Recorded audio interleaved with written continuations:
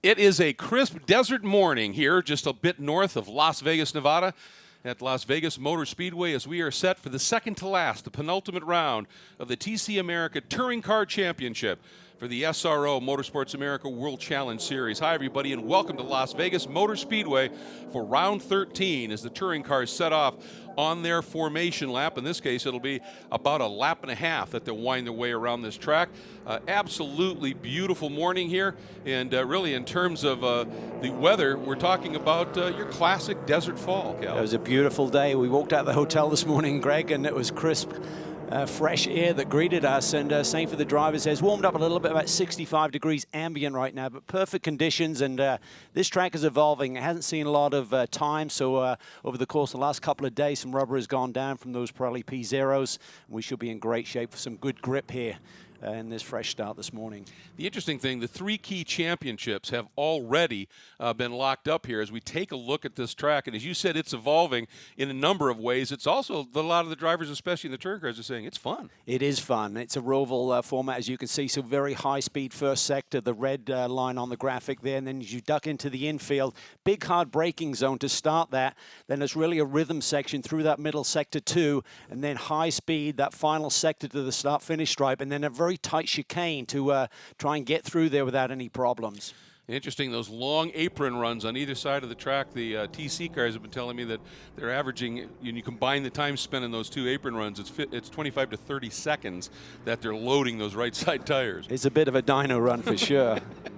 And interestingly, coming in here, the top three championships, if you will, driver, manufacturer, team, have all been wrapped up, but that doesn't mean we're not going to have an amazing race. This grid could not be more closely packed. It's really tight. We have 10 cars within 1 second of one another, so it's going to be a very competitive race here today. Our pole setter, Johann Schwartz, a dominant season, 7 victories. He's clinched the championship, and he'd love to put the cherry on the cake here this weekend with another win or two, but for all of the others, they want to get some momentum even going into next year, try and finish off the season on a high, build on what they've been developing all season long, and try and get their first victory potentially. And you're seeing the grid as it is established here, being shown in the graphic package. Johann's had just a remarkable year, and as you said, would like to finish off strong. Jeff Rica, who had that big incident at VIR, missed a number of races, came back and has been very fast, hasn't been able to put it back on the top of the box. As you said, lots of people are well motivated. Generally, you're remembered by your performance in your last race. Well, this is your last event. You might as well go after it here. Yes, and always with a doubleheader weekend, you feel that the drivers will be a bit more conservative on the first day, having a short night to get the car ready for tomorrow. So that's always in the back of their minds. But as we come down here on this front straightaway, you'll see that as they cross the stripe, everyone has to be below that line by the time they get to the start-finish line. Well, it's actually the finish line, because the start's going to be over between turns 7 and 8. The problem with starting the race here is kind of very close to that first chicane, as you can see. And this is a fun one. It looks tight, but you can actually throw some speed through there. You see the profile of the curb. It's kind of got a cap to it. I think you just want to be on the race side of that. Don't want to be up and over that. Otherwise, it could give you some balance issues coming through that. And as you said, the turn into that's a bit tight, so they've elected to start between turn 7 on 8, essentially the middle of the infield straight. So the pace lap here is essentially a pace lap and a half before they get going. It's been a while since the touring cars have been out on track. There's been a lot of other machinery that's been out racing on it, so that the track could, different amounts of rubber, different grip. So it's going to be interesting to see who figures things out here once we get to green in the early going. Again, 40 minutes of competition here for the touring cars.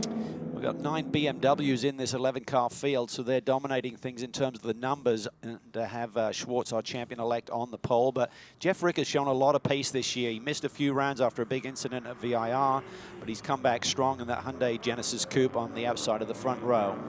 And Austin Smith making his debut start in the championship in the Das Boot Motorsports BMW, qualified 3rd and has been showing some great speed. And for all the other drivers, he's sort of the wild card. They know everybody else. What this kid capable of? Well, we're about to find out as the field is about to make its way out of turn 7 and onto that infield straight.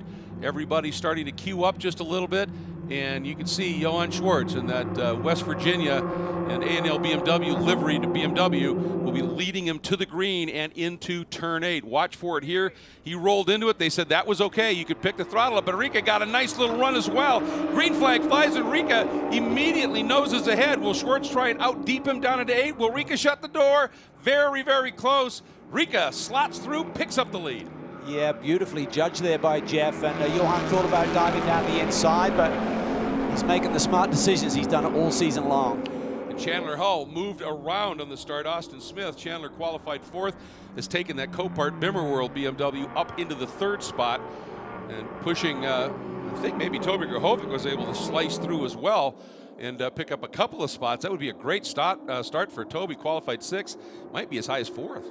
Yeah, he's had a good first lap here so far. Probably a bit disappointed with only qualifying in the 6th position, but that grid was awfully tight. As we said, we had 10 cars within a second of one another. So as Rika crossing the stripe first and into that brake zone, probably going to take a couple of laps here in these cooler conditions here this morning to get all of the tire pressure and tire temp into these race cars to give them the sweet spot to get the grip they're looking for. See Rika running the wider entry into the long apron run, just sort of floating speed, then turns in a little bit. Looks like Johann just tucks to the inside, which is the shorter way around, and he seems to be able to roll plenty of speed there. He does. You see Rika there running that high groove.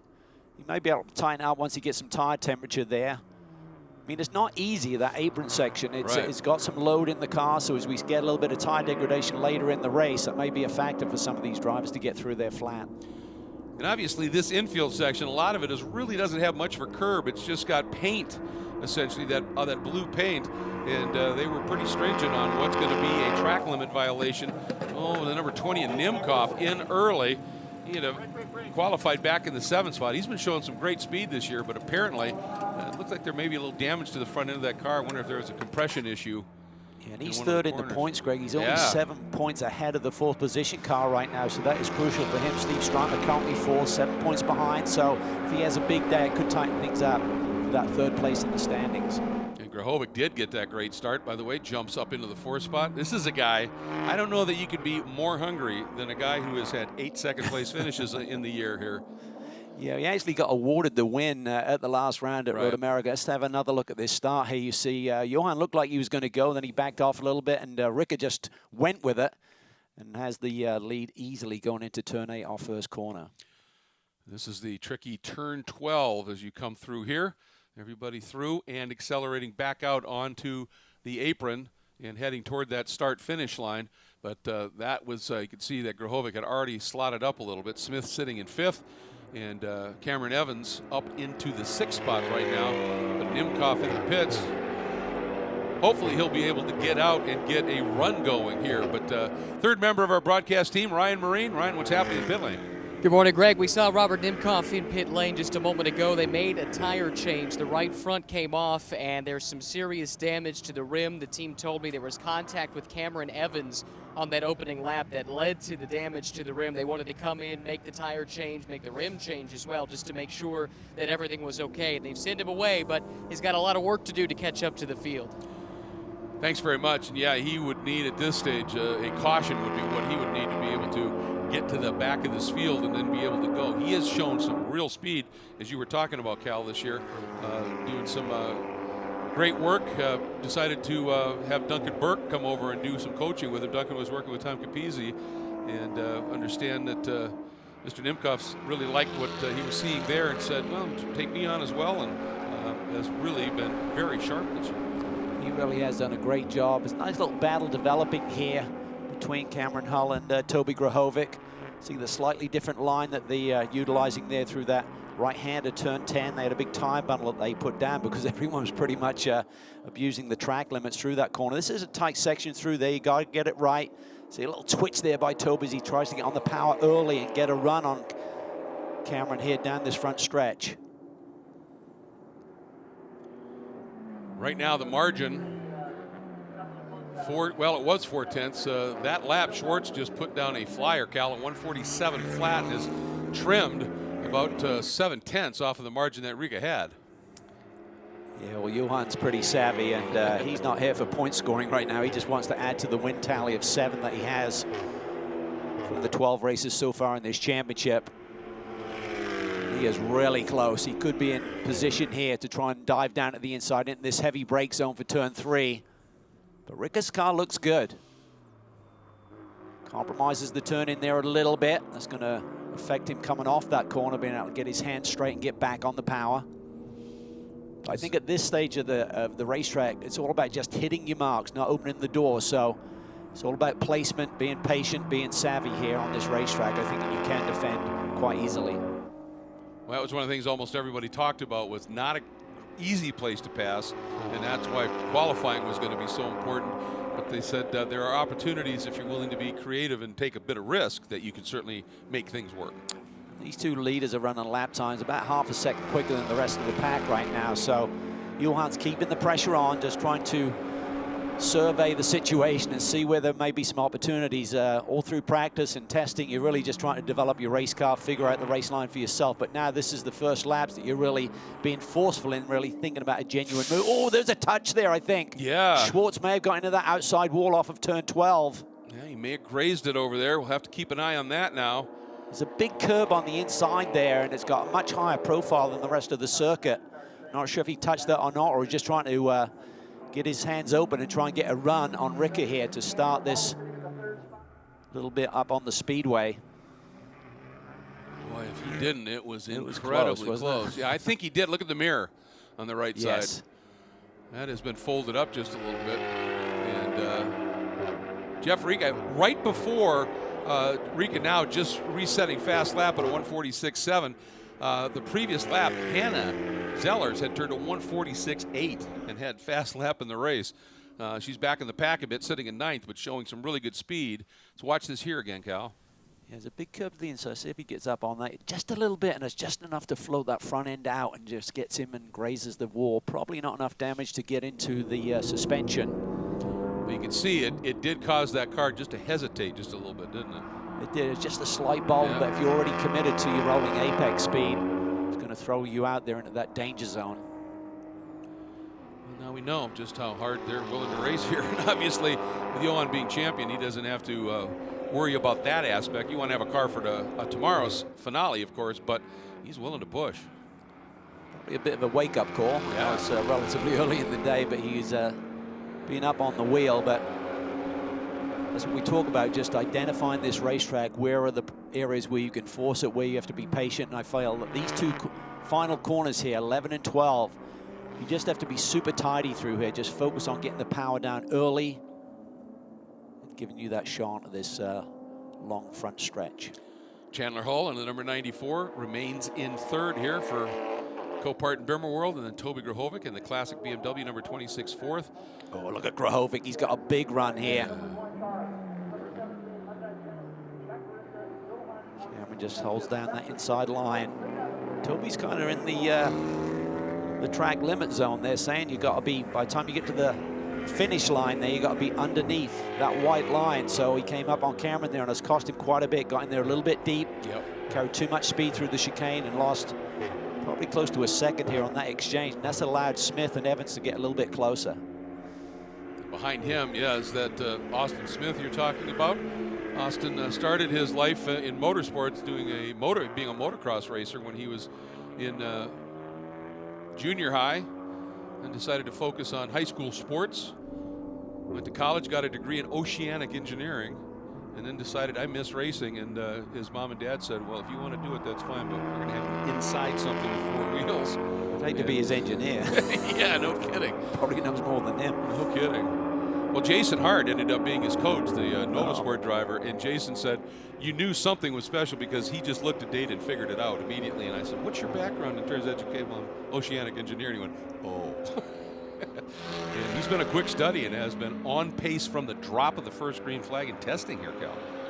Yeah, he's been very impressive. This is not an easy class to suddenly jump into late in the season. Everyone's in the groove, has some momentum, have their cars figured out. So hats off to him and the team to come in here and put on such an impressive display and showing some pace. And a fun name for the team, isn't it? Das Boot.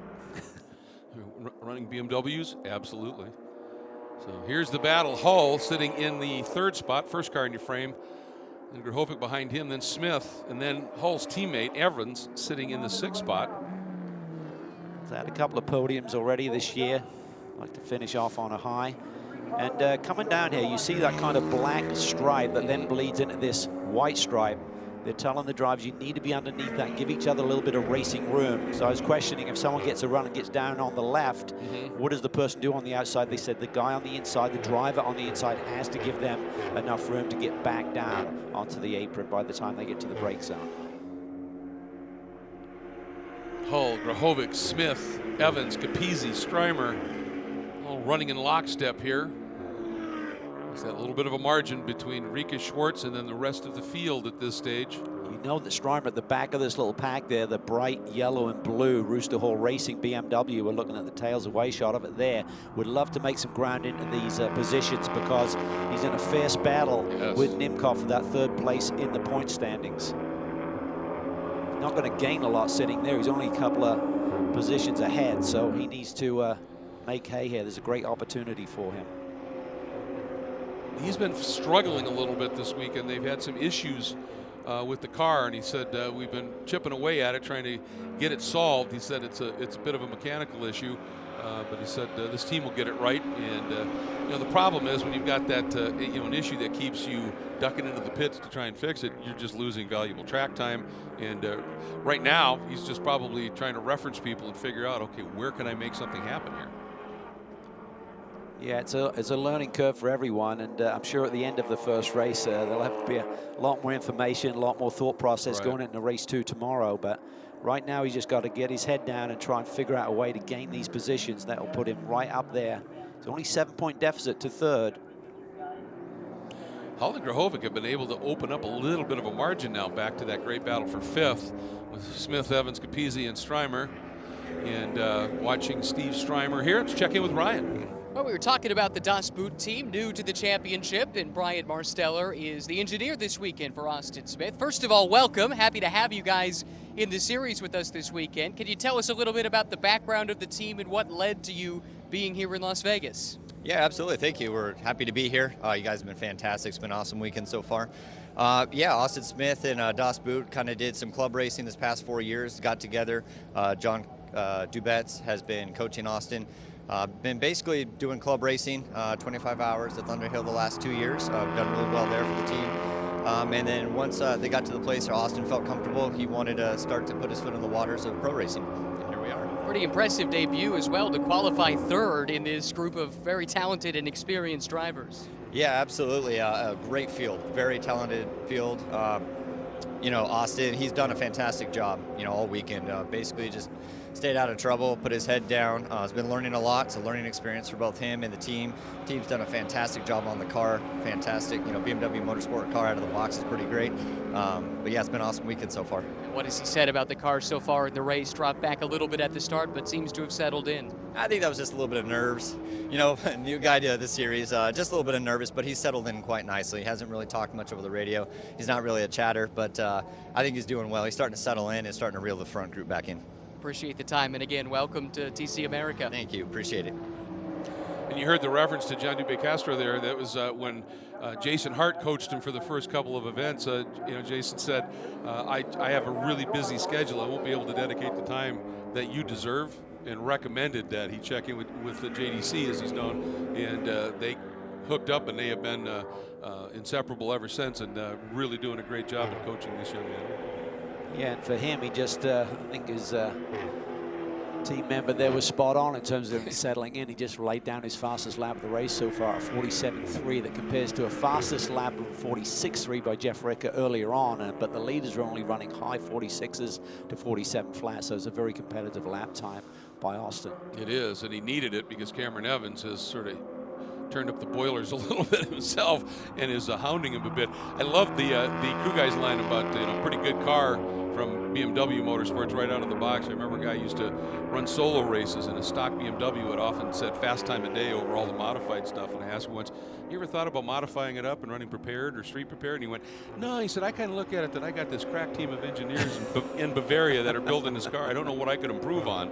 And I think that's what we've been seeing since the day these BMWs, first the M235 IR and now the M240 IR, just hit the ground as they just go.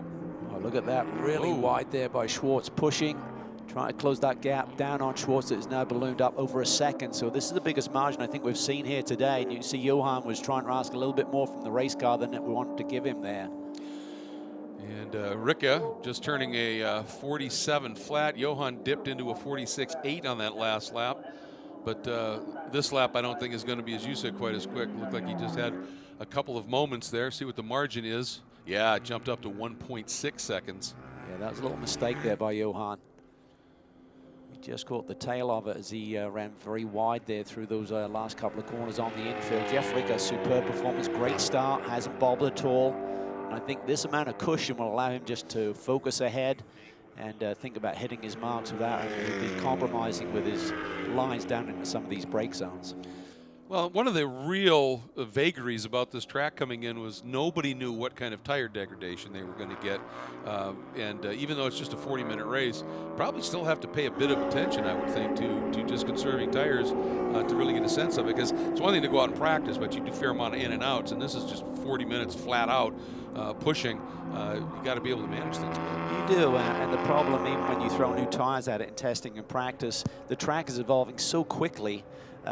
You know, it's hard to get a good read on it. So in this race today, as I said, they'll get a lot of valuable information to chew on overnight and probably make the car a little bit stronger for race 2 tomorrow. But right now, Jeff Ricka looking like he's going to be tough to beat here. But Johan, as you can see, is not giving up. He's fighting that BMW right now. You talk about this platform, what a great turnkey race car this is from BMW Motorsport. They have great support in the paddock. Colin Harmer, their engineer, is working with all of these customer teams to make sure everyone's got their cars dialed in and any technical issues are taken care of quickly. Yeah, and Johan, he's just driven a brilliant season, if you will. He's got 7 wins and 5 poles.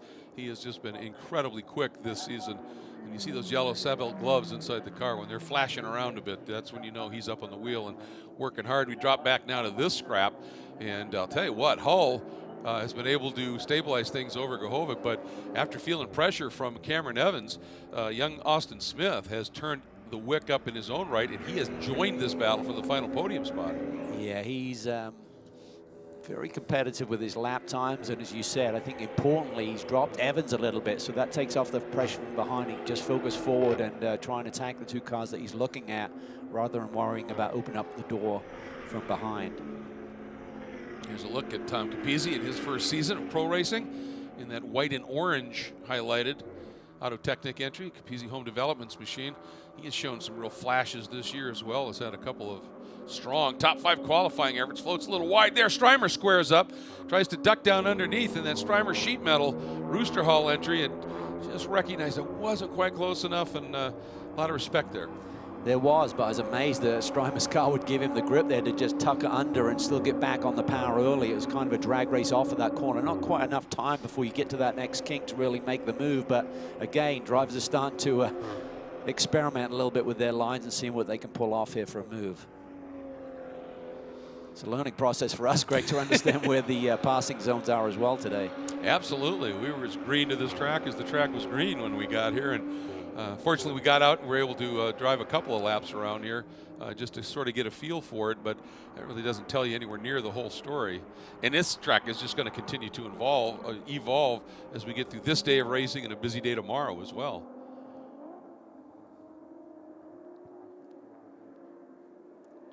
Just regarding the track limits, as you come up here onto the speedway, you are allowed to get up onto the banking there. You just see the run there from behind.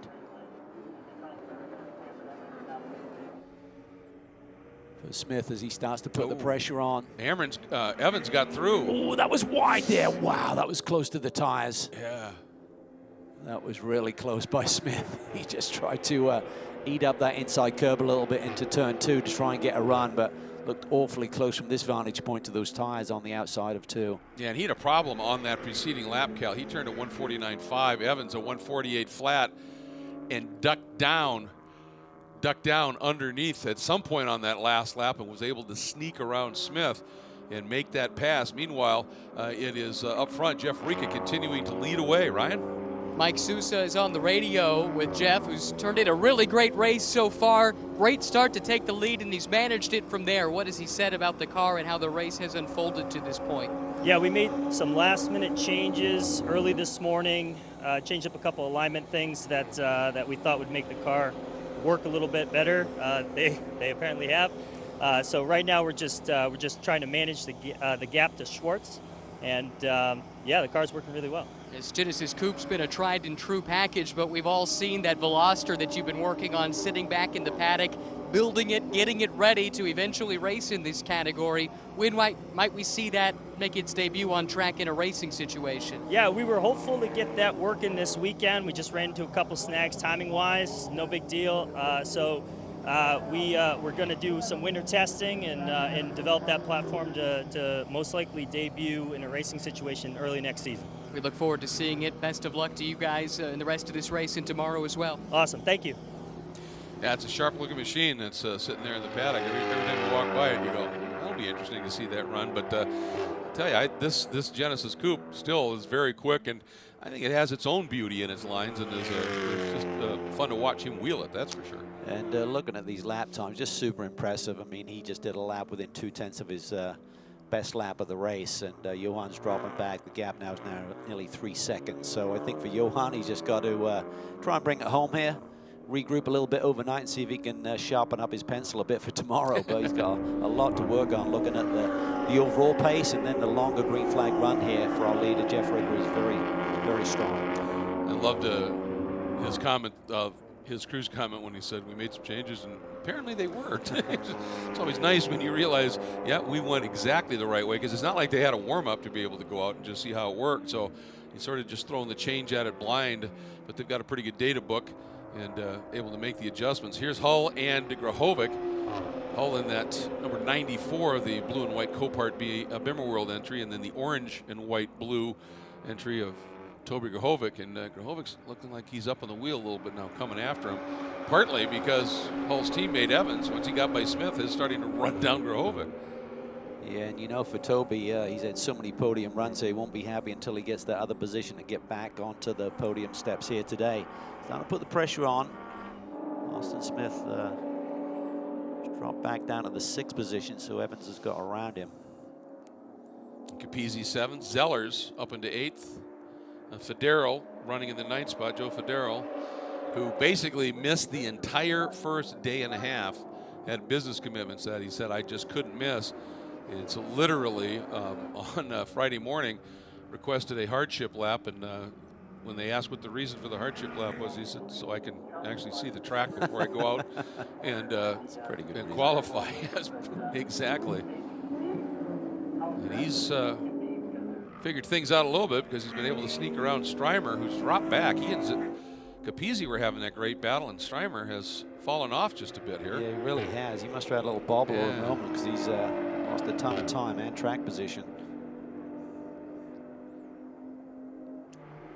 Through that south apron run here. That Nissan's really come on strong. Oh, this is a battle here for Grahovic down to the inside on Hull. Hull having none of that, shutting that door. That's allowed Evans to get right on the tail of these two. It's so tempting here with that, just that blue paint and then these very flat curbs to just run super wide or cut through the inside of the apex. And everybody, I think, being very, very good at observing the track limits, because the officials said, we'll give you a little reasonable if you run a little bit, but if you really cut something, you either have to give it back or we're going to make you give it back in the pits. And everybody's been pretty good about observing that, I think. They have. This is one where they had to put that big triple tire bundle. You can see it there through that right-hand sweep at turn 10. Grahovic's car looks good. Looks like he's on the attack right now. Just try to figure out a little bobble there. That's going to cost him. I wonder if he glanced that wall. Yep. Evans sort of like saw the gap, wasn't enough room. This is going to allow Smith now to get a run on him. I wonder, Grahovic, when we were out on our 2 laps, that curb at the inside of 12 is very abrupt and tall. And can't afford to touch it. We saw with Schwartz earlier on. Yep. And I think Toby may have just glanced that wall, because he had that same moment where the car just sort of laid down for a second. And yeah, Capizzi taking advantage.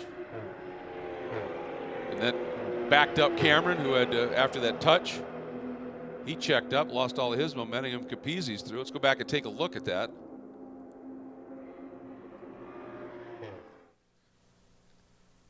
Here it is, last couple of corners. Watch Toby, just touches that curb there, brushes out wide, tries to save it off the wall. This allows Evans to get a run, and suddenly it just kind of funnels down there as you enter the speedway, nowhere to go. Yeah, it looked like Evans thought he had an opportunity to the inside, and Toby closed it right as he stuck his nose in, huh? And he had to lift and with that contact, and now he's got to get through on Capizzi and come through and do it all again. Apparently, talking to some of the drivers, the sight line there as you come on the speedway, it's hard to see the tire bundles and everything just from the cockpit view.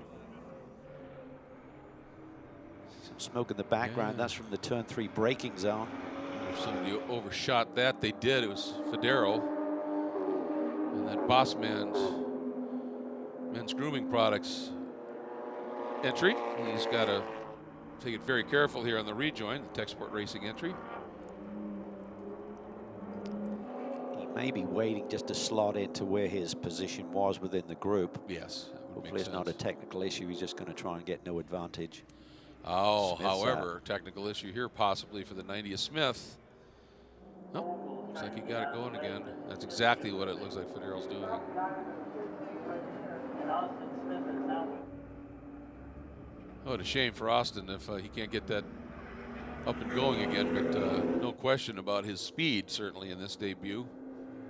Turn 2 curbing is like a game of chicken, isn't it? It is. You'd love to kind of climb all over it and straighten your hands early, but you're just unsure how much is going to unsettle the car. So I think turn 2, turn 12 are the two kind of problem areas in terms of if you get up on the curbing and use it, if your car gets unsettled, you can get into the outside wall or tire bundle. And in turn 12, that curb, it's abrupt and then it's flat all the way across. In 1 and 2, you've got the big front lip, but then it drops off behind it a little bit. And I was wondering if you might see drivers trying to hook their tire on the backside of that curb to help pivot them around, but that tends to do damage to tires and rims, doesn't it? It does. So Evans here trying to regroup a little bit. Put the pressure back on Capizzi. Hull and Grahovic still in very close concert, and then not too far back. There they are up in the front, and then Capizzi and the recovering Evans here. And Hannah Zellers now has moved her way up into the 7th spot. This is the stage of the race where you may start to get a little bit of tire degradation, or tires are a little bit overinflated. A lot of that relates to how you start your pressures before the green. But talking to the majority of the paddock in all of the classes, again, it's early days now. Smith is in the pits with that technical problem, crew under the hood. There hasn't been a lot of talk of big tire degradation, so maybe not so much of a factor this weekend. All right, well, they're having a look around the car in general areas here and see if he's able to get back out in his debut. It sure be nice for him to be able to at least finish, pick up a checkered flag, and get ready to go here for the final round. That will be unfolding tomorrow. As Chandler Hull, 3rd place, ducks down through that very tricky chicane. Turns 1 and 2. And that margin back to Capizzi is about just a tick over a second for 3rd, 4th, 5th, and then Evans as well.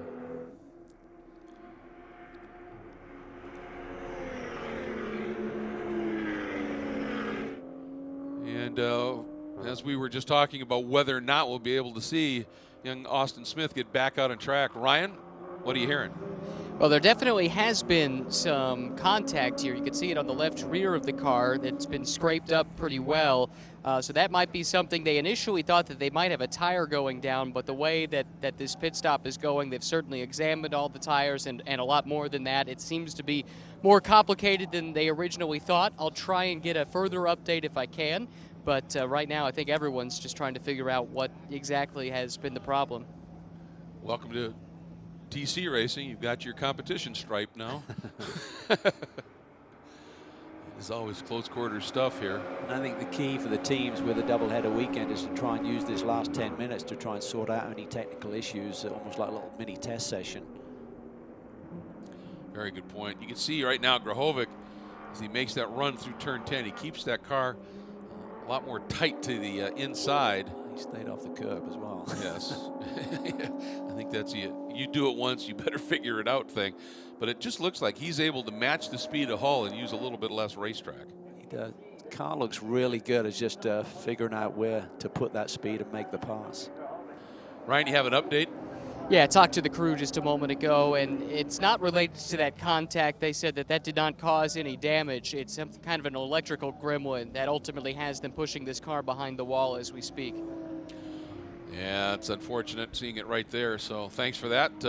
And have to just take the opportunity here to figure it out and get back and get ready to go tomorrow, as we are now officially into our final 10 minutes of this 13th round of the TC America Championship for the touring cars here at Las Vegas Motor Speedway, presented by Run by Cirque du Soleil. And just watching right as Ryan started his report, you can see Chandler Hull really up on the curbs in that turn 1-2 area. And I had a chat with him earlier, and he said, I like to run the curbs. I like to get up on them and use them to help me, help rotate the car. And he certainly was aggressive on him in that lap. Yeah, I think the way they've got this track laid out allows you to have great rhythm and use some of the curbs in the points of the circuit that are really important. So it's a nice layout. I think the drivers have really enjoyed it here. You know, so much uncertainty coming in with a brand new racetrack. I think there's only one driver in our paddock who's competed here before. That's James Safronis, who runs in GT4 competition with GMG, team owner and principal there. But for everyone else, this is uncharted territory. And for Jeff Rica, he's built that margin now up to almost 8 seconds over Johann Schwartz. He's just driving brilliantly, and I think Schwartz is a pretty savvy guy. He's accepted this is not my day in terms of being to run with Rica. So just bring it home here as he works his way through and has a very clean line through that turns 1 and 2 complex. It's interesting, early on in the weekend, and I think it's even improving on the upper levels. Talking to the drivers, whether or not you enjoyed the track was sort of inversely proportional to the overall speed and performance of the class you were running in. GT3 guys, not so much. GT4 guys, yeah, kind of. Touring guys, this place is fun. Yeah, it is. And I think it's actually improving with the rubber that's been put down. Looks like Grahovic getting a heck of a run in Hull here. Yeah, he's really trying to figure out the chess match here and where to make that pass. There's a Gen Racer crew with Jeff Rica behind the wheel that are very interested in what's going on here. And it looked like Grahovic maybe took a look at least at Hull going down into turn 3. But I think as this track's rubbered in a little bit, even the GT3 guys, there's a few that are saying it's actually quite fun. We're enjoying driving it for sure. So, yeah, I think the big question was how would it race? So yes. We can see it's not the easiest place to pass on, but there's plenty of room for racing. So you got those little runoff areas. You got to watch the track limits, of course, if you do try and make a move and exceeding those. But I think the GT3 cars, they're certainly very aero dependent, but some of these corners are not really going to be high enough speed to have much of an effect on that. So fingers crossed we'll see some great battles out there today. A bit wide there by Capizzi. Allow Evans to get a little bit closer. Meanwhile, that classic BMW, that white stripe with the orange on it, continues to try and find a way. Toby, the 2016 touring car champion, immensely experienced. Chandler Hull, very early in his racing career, although he's been doing a lot of pretty serious racing here this year, not just in this category, but doing some VLN racing over in Europe. And if you're racing around the Nürburgring at speed, look at this. Grahovic is closer than he's ever been. I think he's definitely going to have a go here as he get down towards the brake zone. But as we've seen before, he's one of the cleanest racers in our paddock, so he's not going to take any undue risk on Hull up in front of him. Here he comes. Not quite close enough. Hull started to sort of fade over early, didn't he, to turn in? Oh, he's very slow. This allows Grahovic the run, but can he clear him by the time they get to turn 4? He's got the inside line. He's got to force it a little bit. Close there. He just makes it through. Oh, and then Hull coming right back, and there's that very clean nature of racing that Toby Grahovic does. That is awesome. Yeah. Thought he'd cleared him. Oh, and then Hull just tried to get on the power too much. Look at Capizzi getting a run. Those two playing side by side. Capizzi's going to have, he didn't quite have enough here. I thought he might duck to the inside. He might get down to the inside of Grahovic here, but he'll be on the wrong side. Look at Cameron Evans behind all of them. Great driving by Hull there, just fighting. Little Terrier didn't want to let it go. Great defense without getting into the argy-bargy. Yeah, you'd have thought with that big wiggle he had working his way through 6 and 7 that he would be absolutely dead meat going into 8. Well, that's just where those tires just don't have the grip that they had earlier in the run, of course, as you would expect. So, see a car smoking off there on the banking. I think that might be Federal. We thought that he had just blown the chicane and was trying to limp around, but maybe he had a deeper issue. But under 5 minutes right now with Rika the big lead, Schwartz comfortably in second. Has he got it going again?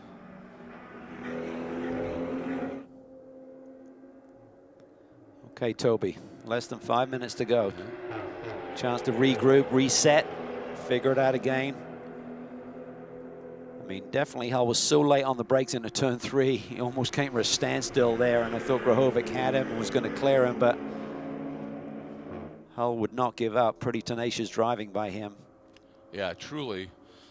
Yeah, when he overran turn 3 here that last lap, he had turned in a lot earlier to sort of defend and dissuade a little bit, and it caught him out. That time he went back to the normal line. Toby a little bit wide there coming off of turn 3, so might get a little warning from the stewards on the track limits there.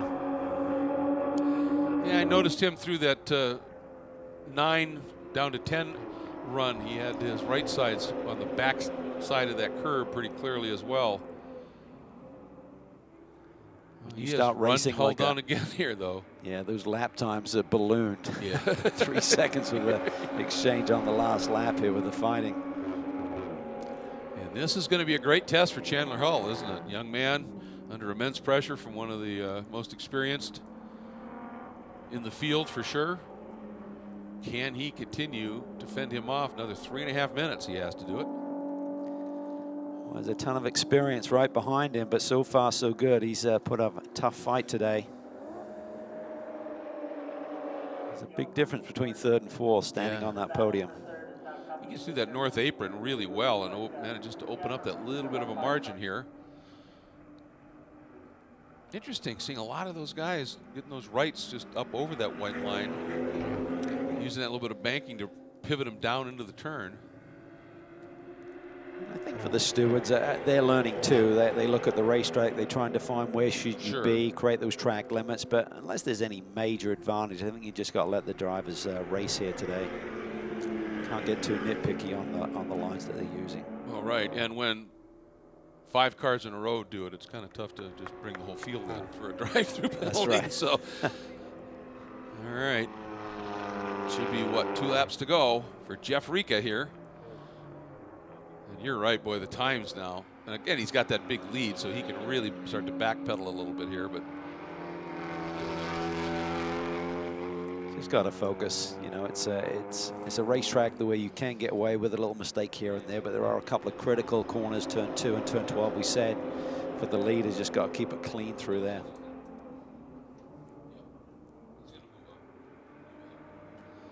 Grahovic keeping the pressure on. He's not going away, so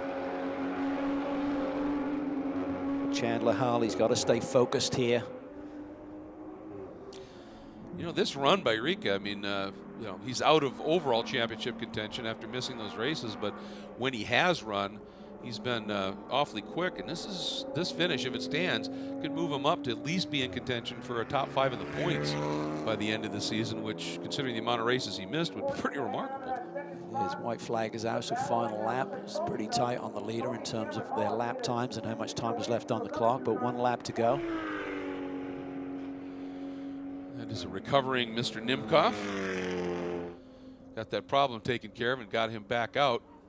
One thing you'll see at the end of the race is that they don't have to negotiate the chicane. They didn't want a big stack up, so when you cross the start-finish line, the finish line is just as you're into the brakes, do you know what I mean? Yeah. So they didn't want any issues at the finish, so you can just go straight once you see that checkered flag here today in all of the races. Here is the battles here. That first duo right here, Chandler Hull and Toby Grahovic battling for the final podium spot. And behind them, Capizzi and Evans having their own battle. Rahul end up in the top 5. Chandler Hull he does like those curves, doesn't he? He's floating it. What a performance by Jeff Ricker. As we said, all about momentum going into next season. This will be great news for him. Tiny team, but they do a lot with what they have available to them.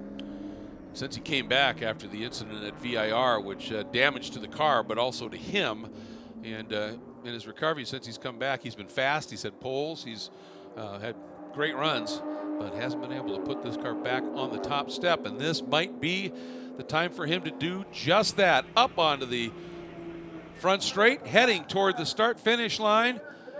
We'll see that checker flag come out. And Jeff Rica in the Hyundai Genesis Coupe getting a win in the penultimate round of the championship here, and one that he opened up a big margin over the champion-elect. That tells you just how quick he was today. Over the general. Yeah, exactly. Johann Schwartz coming home in second spot. Chandler Hull fending off Drahovic for third. That was a really good drive by Chandler to hang on and do that one. And then Capizzi was able to just fend off Cameron Evans, and Capizzi will end up in the top 5. A brief moment, all of the drivers can think they're a NASCAR driver. Exactly, yeah. Blow through, get up on that banking for a minute or two. And now you would get to enjoy the cool-down lap. It'll be interesting to see what he decides to do and when they're going to bring that TC Veloster out. But I think he's pretty comfortable, like an old glove inside this machine. He does drive it. He does, and Johan kept the pressure on there in the early laps and then started to fade a little bit. It seemed like after he got into the wall there, I'm not sure if his car did suffer any damage. It was a kind of a glancing blow, but shortly thereafter, Ricker's lap times were not dropping and Johan's were. So there'll be some adjustments overnight, and maybe Schwartz, as the championship winner, can come back tomorrow and get his 8th win on the season. Well, in Johan's camp are a bunch of West Virginia University interns from their Formula SAE team and engineering department. So, you know, he'll be leaning on them. He and his crew chief Eric will be leaning on them just a little bit. And ANL BMW in Pittsburgh, just wanted to give a shout out to everybody there. They're showing the races here live in the dealership. So the dealership's watching, so good to see you. And also, Johan said, I got a very special person watching at home, wanted me to say, hey, Mut. His mother is tuning in, and great to see that. But this day, obviously, certainly belongs to Jeff Rica, and an absolutely superb run. I mean, any time in the early going, Johan came after him. Rica was able to respond, and finally was able to settle it, build a big margin, and then just bring it home. It was just I think, a perfectly well-judged drive. It was. I mean, he was only a couple of tenths off the pole position, so certainly the promise was there. And then at the drop of the green, he got the lead. Didn't make any mistakes, didn't succumb to the early lap pressure from Johann Schwartz. And just a nice drive. So he made it look easy in the end and extended the gap to about 7.5 seconds at the checker.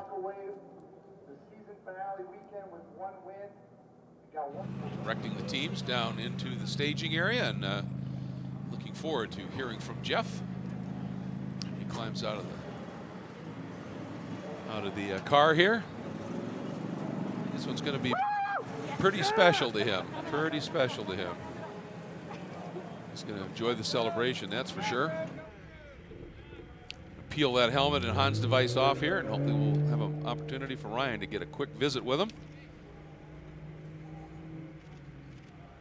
As we said, with him finishing first and Cameron Evans back in 6th, he's closed it right down. Ryan? Well, Jeff, briefly, congratulations. Take us through that race. Wow. Last minute, we did an alignment change. Like, I had a dream. Like, we had to do some changes, because I knew that we're going to be in the morning. It's going to be nice, cooler air compared to what we did in qualifying. And sure enough, we came here early, did a nice setup, and it paid off. I mean, I had to manage the tires a little bit in the beginning, but it was perfect. I mean, I couldn't ask for more from my team. The GenRacer.com guys were awesome. Congratulations. Jeff Rica victorious in race 1 at Las Vegas.